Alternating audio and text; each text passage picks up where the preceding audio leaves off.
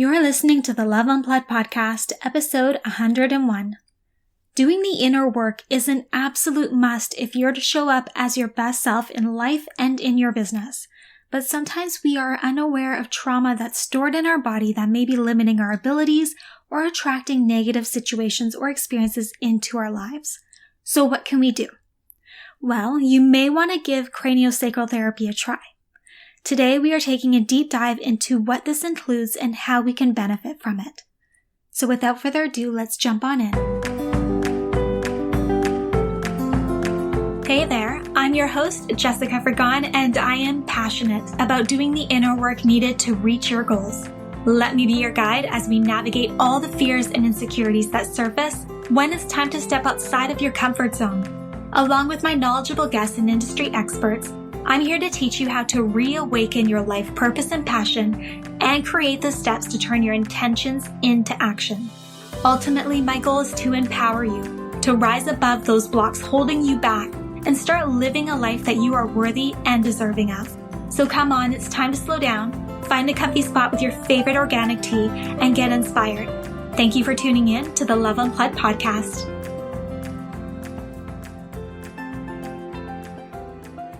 Hello, loves. Today I am joined by the lovely Jamie Lee Mott, who is a certified craniosacral therapist, a registered holistic nutritionist, a certified yin yoga teacher, Reiki level 2 practitioner, and these are just to name a few. So she offers healing by gently guiding the body, mind, and spirit back to its natural state of harmony. And I think that this is something we absolutely need right now with all of the emotions and all of the fears and everything that's going on right now internally with the state of the world. So I am just so excited to dive into this with you and learn more about everything that you offer. So welcome, Jamie Lee. I am just so honored to have you as my guest. And I'm so excited to learn all about your story and advice. But before we start, for those that don't know you, I would love for you to share a little bit more about you. Awesome. Thank you so much, Jessica. It's an honor to be here. And that was quite the introduction. I haven't even been reminded of those, those titles and roles for quite some time. So, as you mentioned, I'm Jamie Lee, and at this point in time, I am a practicing craniosacral therapist and somatic practitioner. And all of those trainings and certifications have really just led me to where I'm at now. And I'm currently living, and for the past 2 years have been living in beautiful Tofino on Vancouver Island. It's a place I've called my heart home for as long as I can remember. And living here has really just gifted me the opportunity to slow down, maybe even more so than I initially thought was necessary, and move in the rhythm with nature, live with intention. I spend my days facilitating, which I'll share more about later. I dance a lot. I facilitate and host ecstatic dance out here in Tofino. I surf lots and cook with my partner every day, all day, it feels like. And of course, practice craniosacral therapy. Of course. Now, surprising to say, I'm in Vancouver and I've never been to Tofino, which blows my mind. I've heard such incredible things about it and I'm dying to go, but It's beautiful there. It truly is. I remember as I grew up in Vancouver as well, I haven't always lived here in Tofino. I used to come visit as a young child. The first time I ever visited was at 8 years old. And every time I would come to visit, there was just this majesty about the trees, about the vastness of the ocean, and just how raw and beautiful and also vulnerable that is. And you feel that in your body when you visit. So it would be amazing if you can make it out here soon.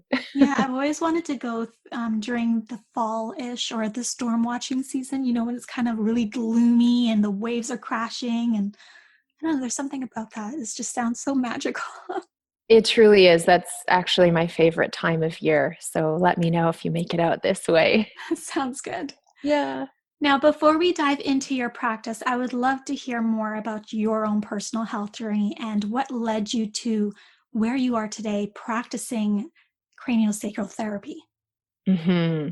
I love this question. And I have to say that it's been so nonlinear and not at all unraveled in the way that I perhaps once thought it would.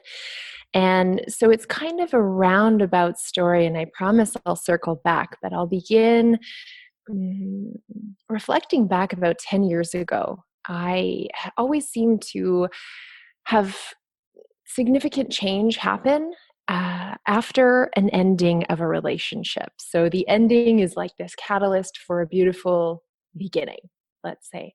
So 10 years ago, I was actually living out in Toronto. I was pursuing a career in marketing. I was working high end corporate jobs and making really great money for your average 20-year-old. And I was in a relationship with a young man. I was traveling often, and yet I was utterly miserable.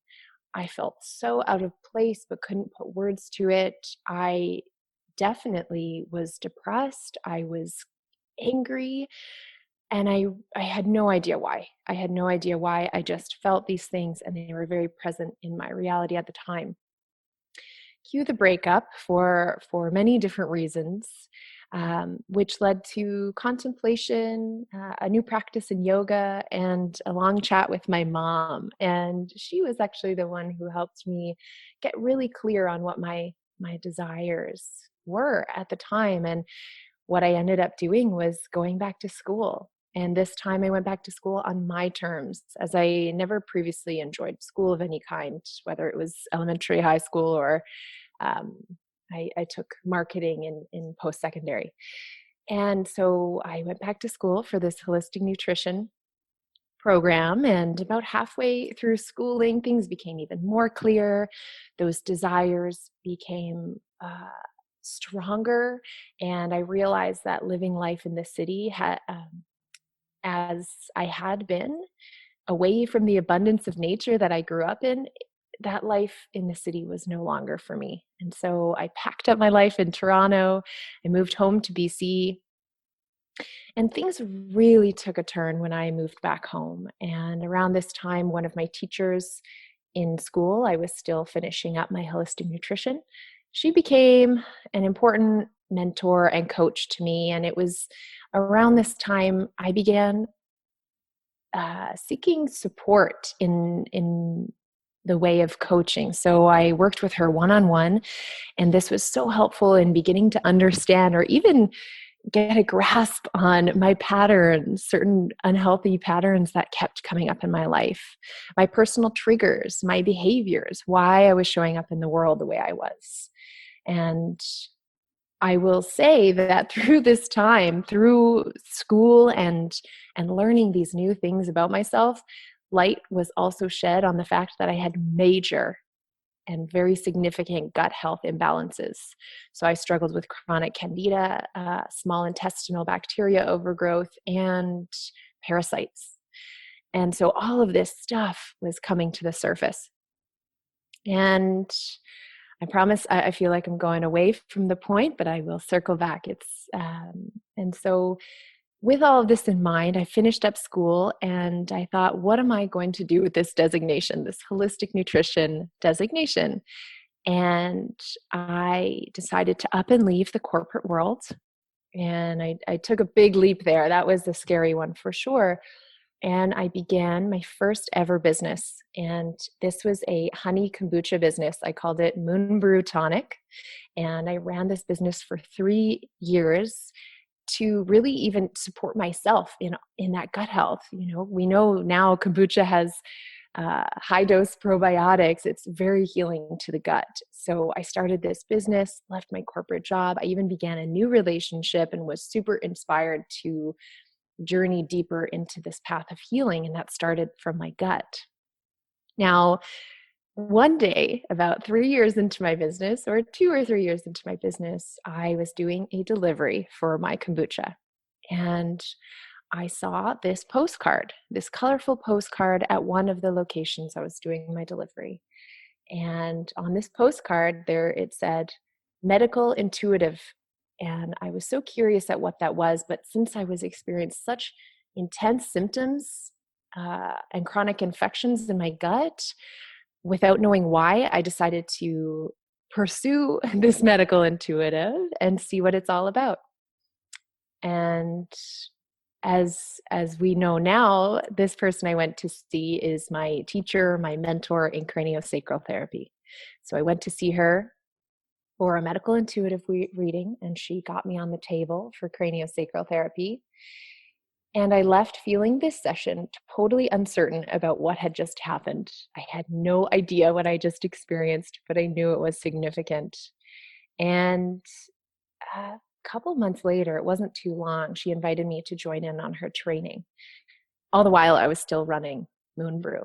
So fast forward 2 years later, I had another breakup, which prompted, again, this significant change in my life. So the disintegration of the relationship, the loss of identity I had from enmeshing myself within that relationship.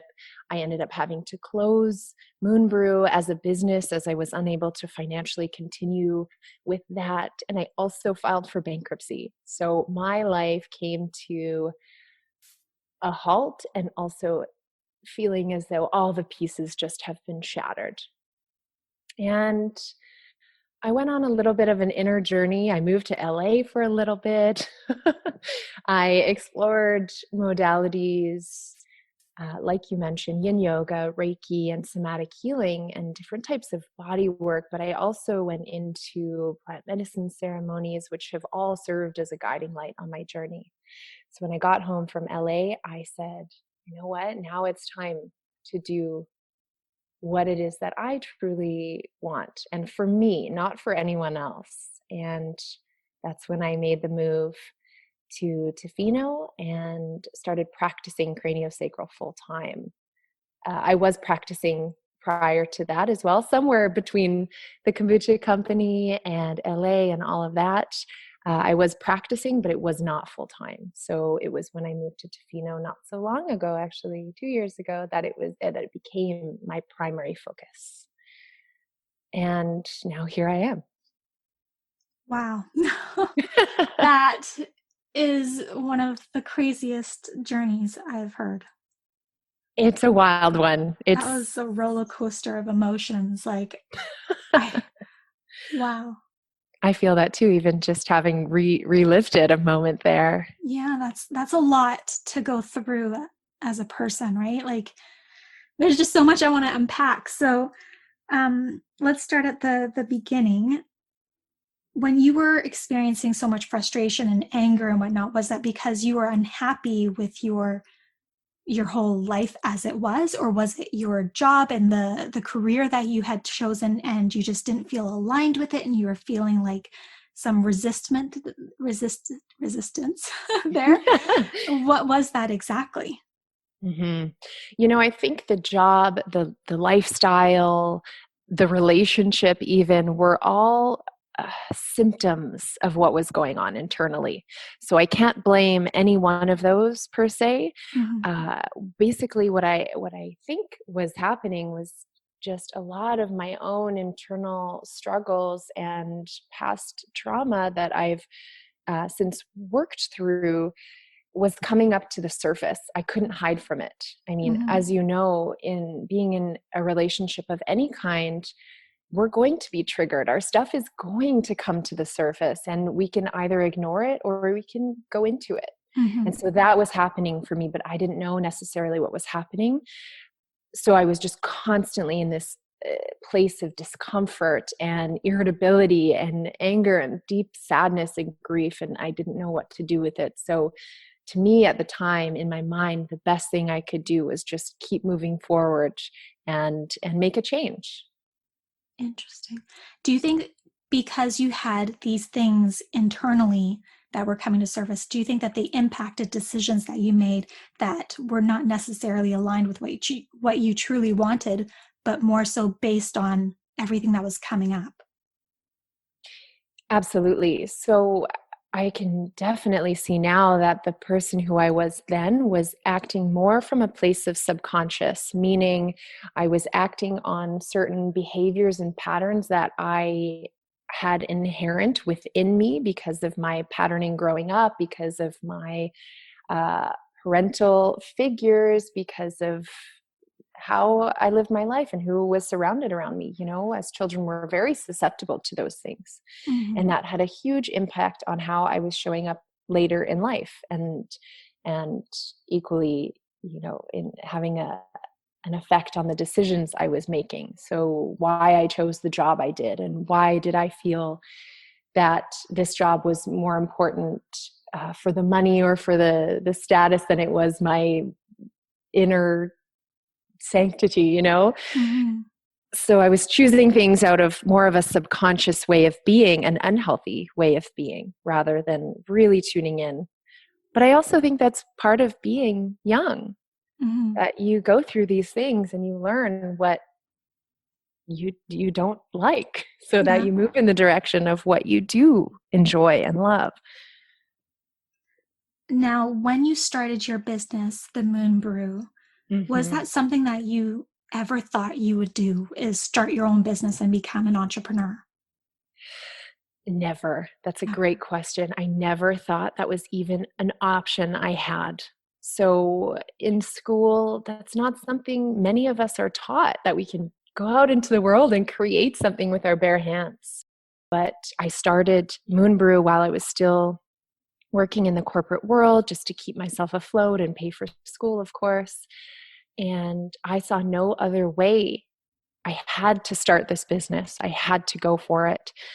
But I didn't have any money. Mm. And keep in mind, I had a job at the time in one of the most beautiful, prestigious offices in Vancouver. So many people would have viewed this as an amazing opportunity. Oh my gosh, I'm on the 25th floor looking over the North Shore Mountains. It's a brand new office. It's beautiful. The people are great. And yet my soul was just stuck. It felt like it was being annihilated and crushed every day. And I could not go on until I left that job. Interesting. Now, when you decided to close Moon Brew and you were in that difficult place, obviously having let go of that relationship and now being bankrupt as well, what were your emotions that you experienced with that? Because obviously, I mean, you probably loved having your business and you probably loved Moon Brew and the product because it helped you as well. But what were the feelings that came to surface when you had to let go of that dream that you had? Well, interestingly enough, I do feel as though that was a blessing. I got to a point where I built the business quite large for a one-person show. I was in over 30 locations throughout BC, and I was the main person behind the business. Wow. And I was so overloaded by year 3. And I had gone through many trials and tribulations of finding investment and all of these nitty gritty things you have to do to stay afloat. And I was exhausted. I Mhm. was exhausted, and I hired on a staff, but even just the turnover and having to keep a location for a kitchen location to keep things going, there was just so much involved that I was close to the end. And even though it was my baby and I felt like I was letting go a part of me, it was actually an okay and or a little bit of a welcomed feeling, like relief, to be honest. Gotcha. That And makes I'll sense. say as well that, something really beautiful happened just last year. I ended up selling the business. That wasn't my intention, but I ended up keeping the branding and all of the social media, of course, the marketing materials, the recipes, and I sold it to a kombucha company out in Ontario last year.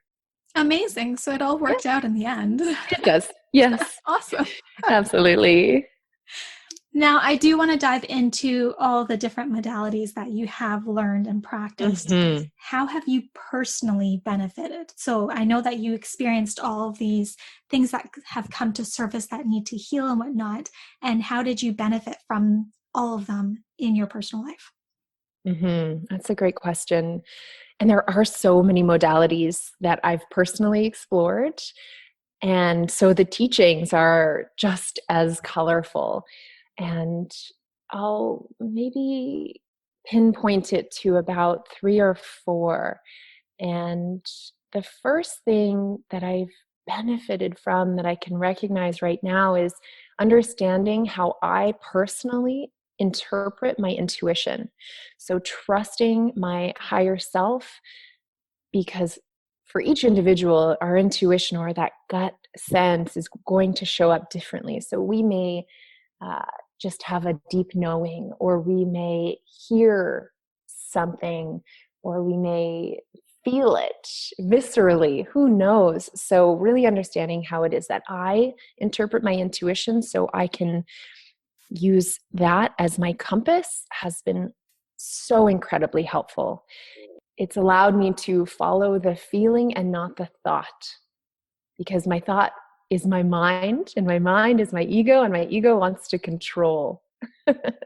And so when I follow the feeling, I know that that's from my deep place of intuitive knowing. So I'd say that's the first thing.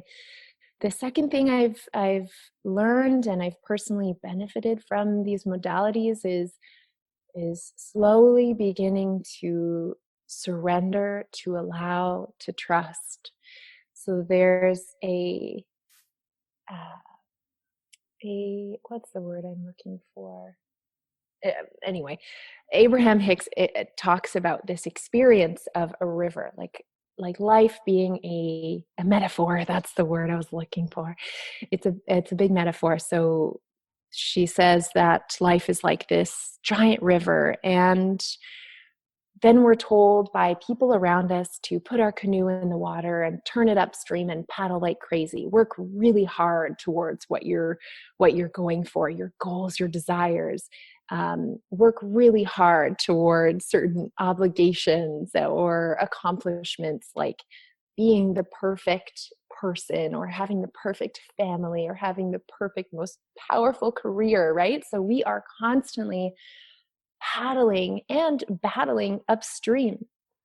Now, if we were to just let go of those oars, of those paddles, and allow the canoe to adjust and naturally course correct down the river, this is when the effortlessness of life comes in. We're able to flow in the way that life is simply just happening. And that's always the case. Life is always just happening, but we can battle against it or we can flow with it. So that's the art of allowing and surrender and trust that I'm constantly coming back to, that I finally feel like I'm able to sink into. Lastly, one of the biggest things that I'm thinking of right now is learning my boundaries. Mm-hmm. Learning my personal boundaries, whether that is physical boundaries, my spatial boundaries around me, boundaries when it comes to relationship or friendship, also energetic boundaries. What am I taking on that I don't necessarily have the space for within my energetic body? So learning to say no instead of saying yes when I mean no, that's been really, really helpful. And something that I've benefited from immensely. I can't agree with that one more. Boundaries is like one of the hardest things to put in place, but it's so incredibly beneficial. And there's such relief when you finally just are able to say no and put in boundaries in whatever relationships or anything like that you need to, and not feel any guilt from it. Yes. That's a big one. Releasing the guilt, especially. And that takes time and practice. Definitely not something I learned overnight. Me neither. Right. Now I want to talk about trauma itself, and what do you say? Like, how does it get stored in our body? And is it something that you're just always aware of, or can trauma be in your body and you're just completely unaware of it? Mm-hmm. Great question. So I'll start with the beginning part of that question, and how does it get stored in the body? So stuff happens to us as we go about our lives, but especially as children. If negative things happen to us, we then adapt to live with those things and create certain defensive ways of being, because those defenses at the time as we were children created safety for us. So it was a natural defense mechanism that was healthy at the time because that created a certain sense of inner safety. However, then we continue to live the rest of our lives from those defensive modes. So for example, maybe you felt this before, or anyone listening has felt this before, but our bodies can tend to twist up and tighten as a trauma response, and we can get stuck in that state. So maybe we've had a tight shoulder and not known why, or we've had that feeling that our guts are literally bound up in our bellies. That could be considered a trauma response. And another example could be our triggers, the things that cause us to react in a perhaps unhealthy way. So I'll just go a little bit further into that and say trauma, as we know it, can take on so many forms. So I'm not only talking about the what they call big T trauma, as in abuse of any kind, death, accidents. I'm also speaking to the little t traumas, which could be not receiving love the way we needed, or not getting certain needs met as a child.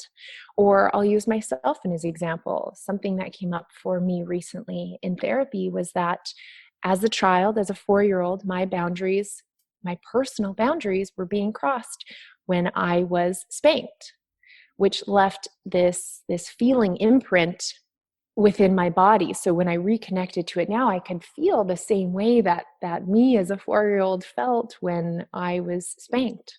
But as a 4-year-old, it's not likely that we're going to speak up in the way we would as an adult, right? So we shut down, we create that twisting up, and that creates the trauma response. So when we get near that response, that initial response or that trauma, that's when we dissociate. So even as adults, it can be too painful to feel once again. So we consciously or unconsciously numb or distract, we push away, or we dissociate from our bodies, meaning we don't feel our bodies whatsoever. So to answer your question about whether or not this is something we're aware of, a lot of the time it is completely unconscious, meaning we don't have meaning for it or connection to it within our minds. It's being held as an implicit memory within the physical body. So we know at this point, and science has proved it, that memory is stored within our tissues and our fascial networks within the physical body. And our fascia is basically the fabric that keeps all of our innards held together. And so this is holding our memory. So that's not something we're going to know at the front of our mind. So often trauma will show up in a multitude of ways, like intense emotions, mental confusion or chaos, unhealthy behaviors, repetitive and sometimes debilitating triggers, and even physical symptoms. So we see chronic pain, illness, and disease. So those can all be indicators that there is an unconscious association to some kind of trauma that's being held within the body. And doing certain work, sometimes we can consciously look at it and bring it to surface so that we understand what it is, but that's not always the case. We don't always have to heal trauma by knowing what it is. Interesting. Okay. Is there a connection between certain parts of your body with certain types of trauma, or can it just be anywhere? So like, say I have issues with my gut. Is it possibly like certain types of trauma that you've seen that could potentially be stored there? Okay, that's a great question. And my personal answer is that trauma can get stored anywhere in the body. It really depends on so many factors. It could be our physiology, how our biology is made up, which certain things could turn on in our genetics, let's say, if there is a trauma response. So there's that. It's also influenced by our environment. So, for example, if an individual is susceptible as a child to cigarette smoke, or they live in a place that's very smoky, for example, they might be more susceptible to have something like asthma, whereas a child living somewhere else but with a similar trauma may have a different response. So I think it's different for every single person. However, what I will say after studying a lot of work by Dr. Gabor Mate is that certain perhaps unhealthy personality traits do tend to lead towards specific illnesses. So there are certain patterns there. But I have not done the science or researched the science to really understand the underpinnings of all of that. Gotcha. Okay. Mm-hmm. That makes sense. Yeah. Now, I would love to hear more about craniosacral therapy. I want to fully understand what this is. So let's start off at the very beginning. What is craniosacral therapy? Mm-hmm. Oh, it is absolutely my favorite modality ever.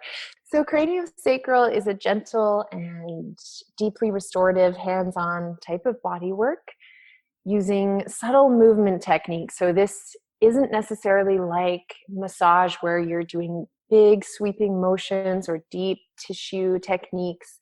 It's very subtle, light pressure techniques to create drastic improvements within the physical body.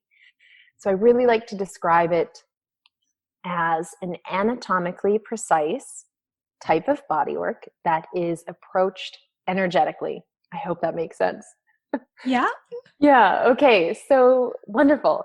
So our craniosacral system covers the area from the cranium, our head, down to the sacrum, which is our tailbone.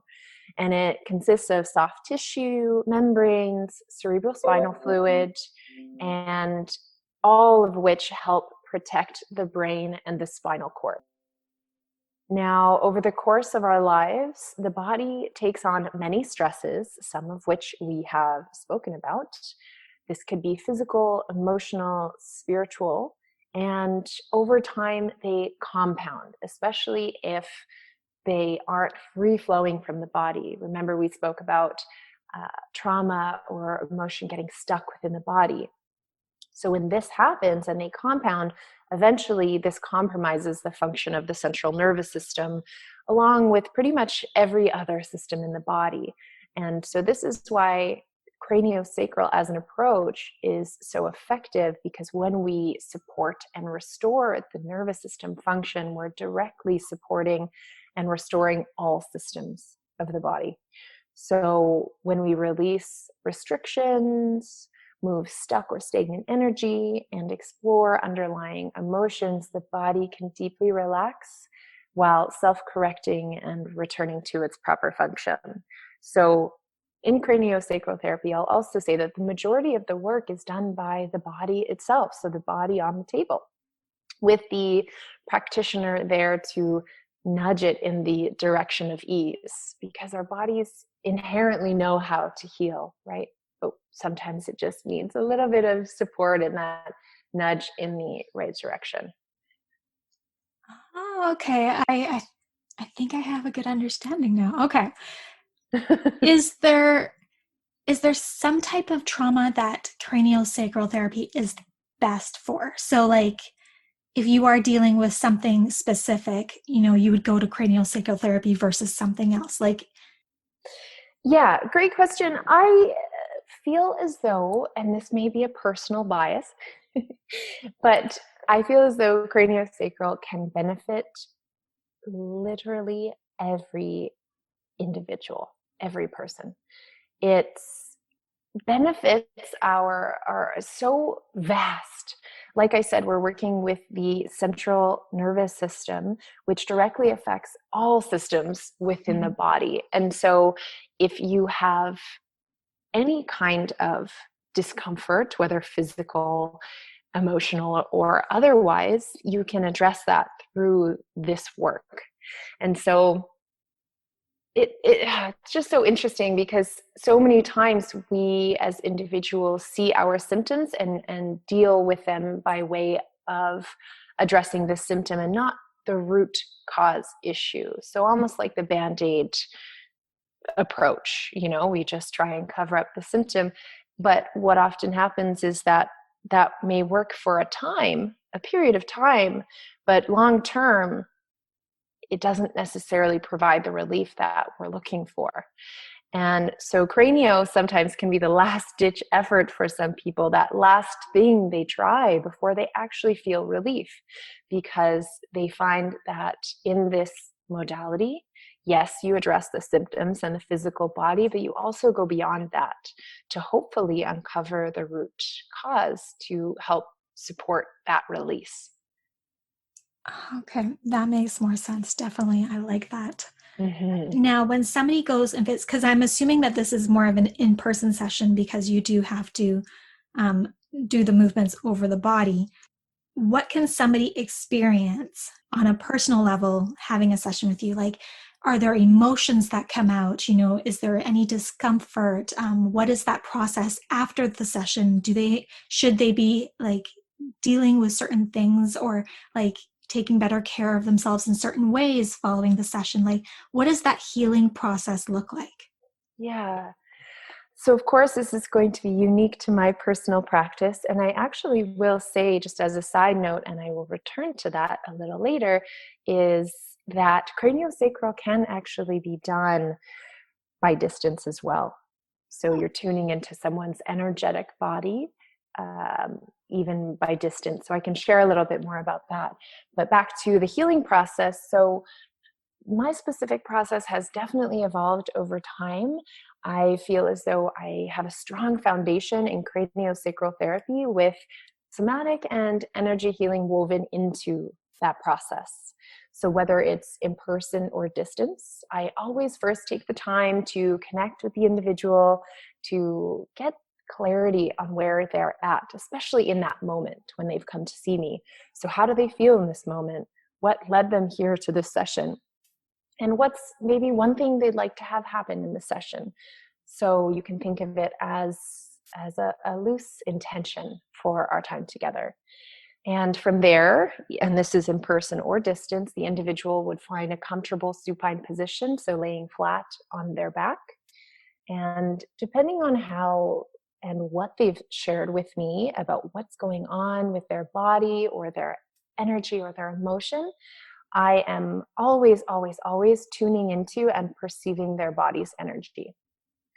So I will begin the session with a guided meditation or visualization or gentle breath work just to help find that kind of relaxation through the nervous system, allow the body to drop, allow the mind to step aside.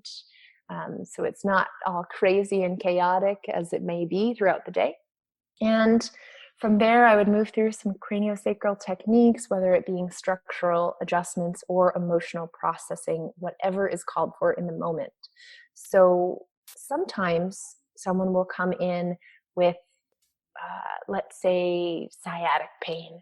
And because craniosacral and somatic healing is also a gentle processing, it takes time. And the body is also slow to heal. So I would never suggest that someone come in for only one session, because we don't necessarily want to go into that root cause issue and shine a light on it and have that be way too overwhelming or overstimulating for the nervous system.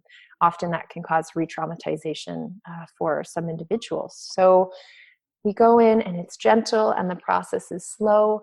And so perhaps we're only starting with the structural adjustments for that sciatic pain. We're working with the bone structure of the spine, or making adjustments up at the neck, whatever is called for.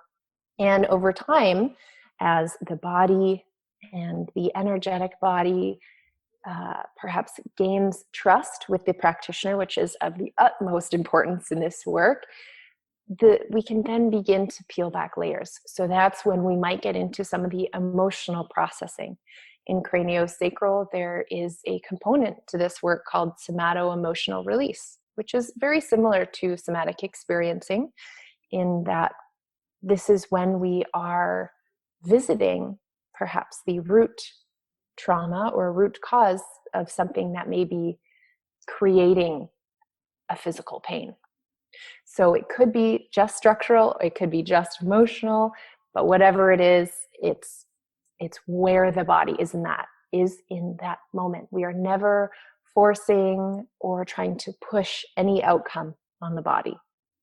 So I'll also say to that is that the structural, so the physical body and our emotional body and our soul or energetic body are all linked. So sometimes we might experience an emotional release, even if the practitioner is simply working structurally. Because as we've talked about now, the body, of course, it holds. There's lots of stuff the body is holding.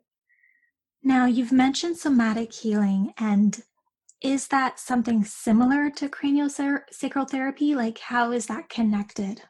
Mm-hmm. So I've kind of coined my own term for somatic healing.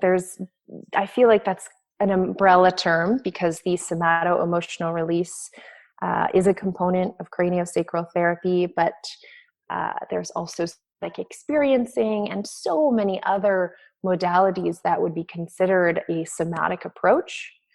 So how I like to put it with all of, like even yin yoga, that's a very somatic type of healing. You're working with the soma, the body, to allow for release. So I like to explain somatic healing as a process that safely supports trauma healing and recovery using a body first approach. Okay. Yeah, so this simply means that healing is about exploring the sensations that lie underneath our feelings and our thoughts. Okay, that makes sense. So Now, go ahead. I was just going to say it's an amalgamation of different somatic techniques that just help enhance the craniosacral process. Okay. Now, when you said visiting the root cause, is there some form of hypnosis or something like that where you're actually like going to that level? I wouldn't call it hypnosis, but what we are doing that is very important is accessing the subconscious. So this is, again, that place beyond the mind. Often we feel it within our bodies. So we want our conscious mind to ideally be off to the side. So some of us have maybe experienced this in meditation where we go to that place. It's a very meditative, almost dreamlike state where our minds aren't super active and we sense things a little bit differently. We almost have visuals, but we're not trying to force anything or create lists or think about what we're doing later. It's not that mind isn't turned on. So we're accessing the subconscious, and we can do this by way of really relaxing the body. So when we do that, that's when we can access those imprints within the body.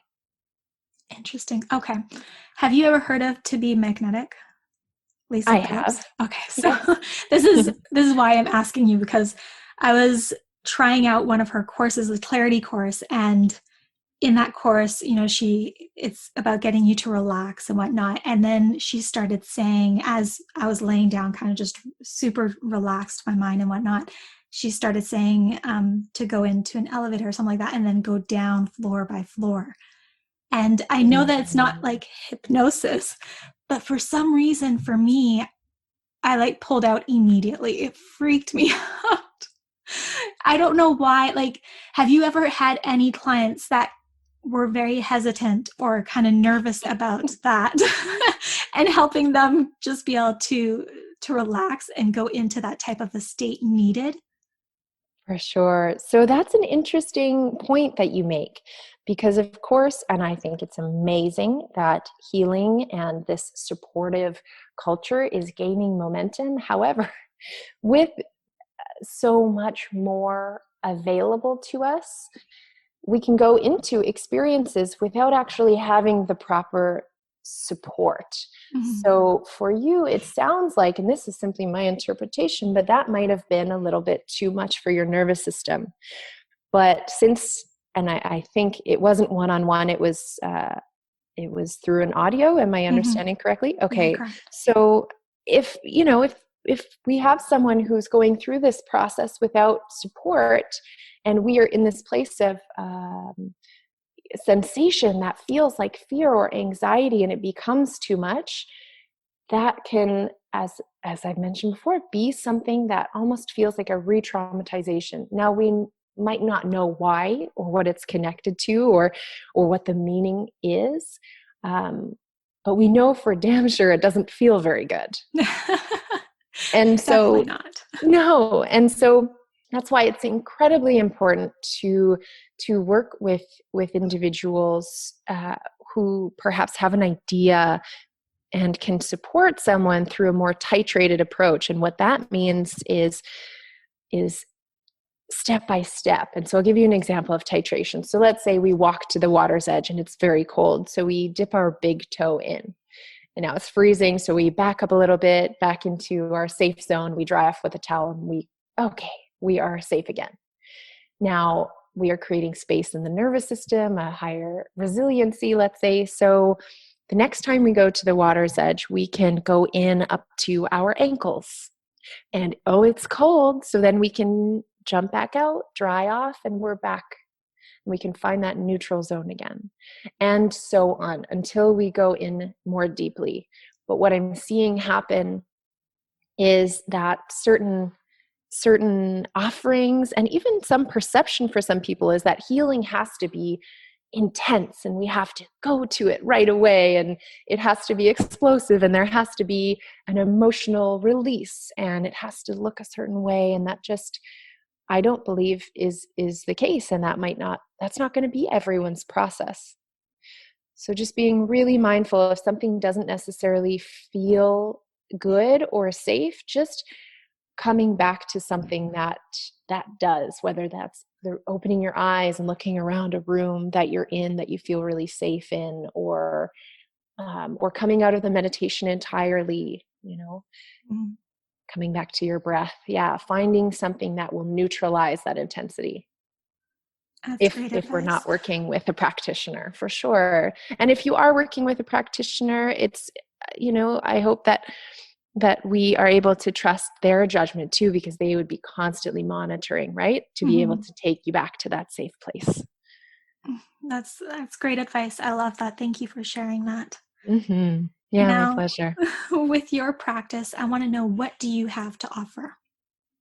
Okay, so I do offer private one-on-one sessions, and this is, of course, in person out here in Tofino, as well as distance, which I have to say has picked up quite a lot since this time that we're in.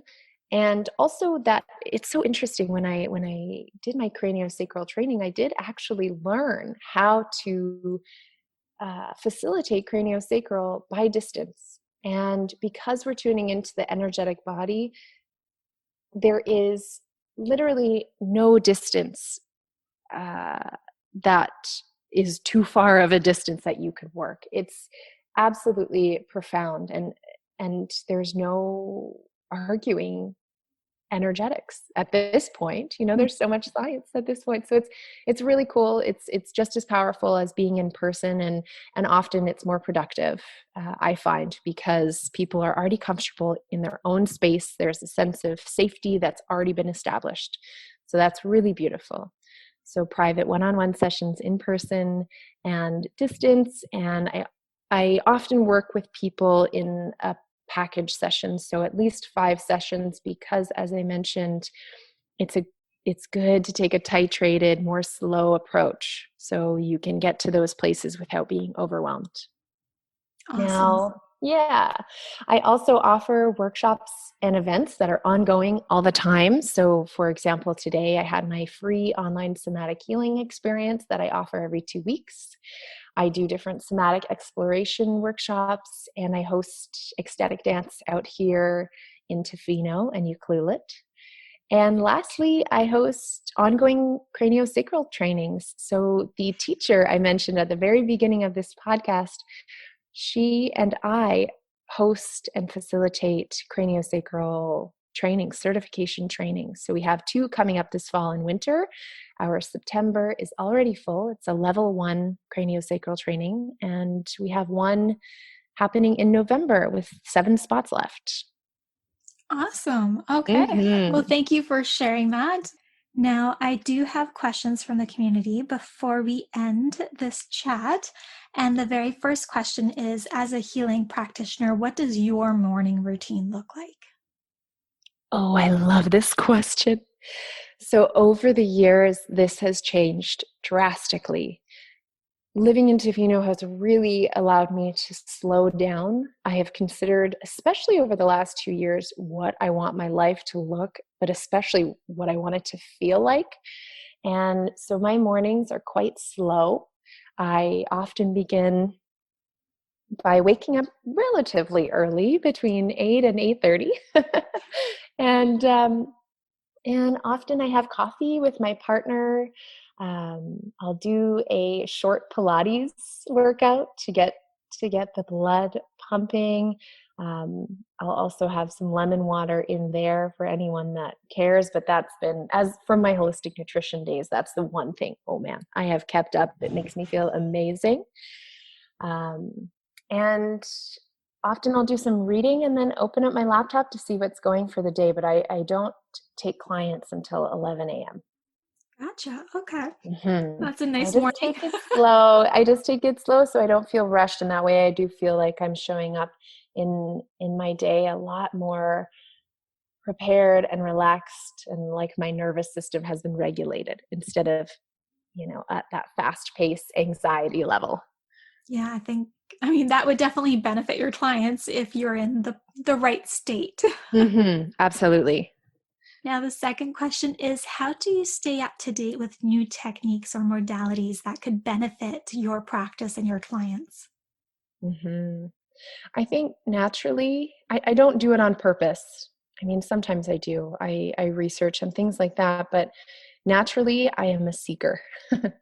I am so interested in self-study and learning about myself, whether that's through ongoing therapy, which I've been doing for years now, on and off, or different bodywork modalities, working with different practitioners, getting an understanding of what other people are doing. It's almost like I am my own guinea pig. And the teachings that I get from that, I can almost always incorporate in a sense to better support my clients. And so it's like by osmosis is how I learn. I'm learning through the actual experience and then bringing that forward. But yeah, I would actually say that that's mostly how I do it. I find that like we're doing as well, but in the state of social media, I can find it to be sometimes overwhelming. Mm-hmm. I like to keep in my bubble. Yes, I totally agree. I like to stay in my bubble as much as I possibly can. It can be very overwhelming. Totally. I venture out sometimes, but it's rare. Now, the last question is, what is your favorite type of movement to unblock any stuck energy in your body?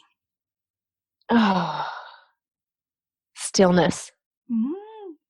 Really?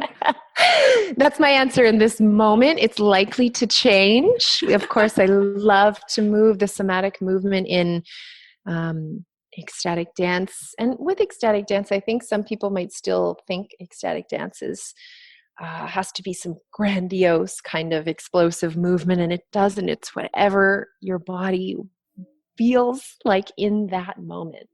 So for me, it's more of an exploration, but I've just found that some of the most profound sensations happen in stillness. All right. I like that answer. Mm-hmm. Now, if anybody wants to learn more about you or connect with you to have a session, where is the best place to connect with you? Where do you hang out the most? I am most often on Instagram, but you can find me all over at Healing with Jamie Lee. So my website is also healingwithjamielee.com, which is where you can make your bookings. But we can also connect over Instagram and Facebook that way as well. But in all of those places, you can somehow reach me. Amazing. Yeah. Well, thank you so much, Jamie Lee, for sharing your story and for giving us such incredible insights into what craniosacral therapy is and how it can benefit us on such a deep level. Thank you so much for the opportunity, Jessica. Much appreciated.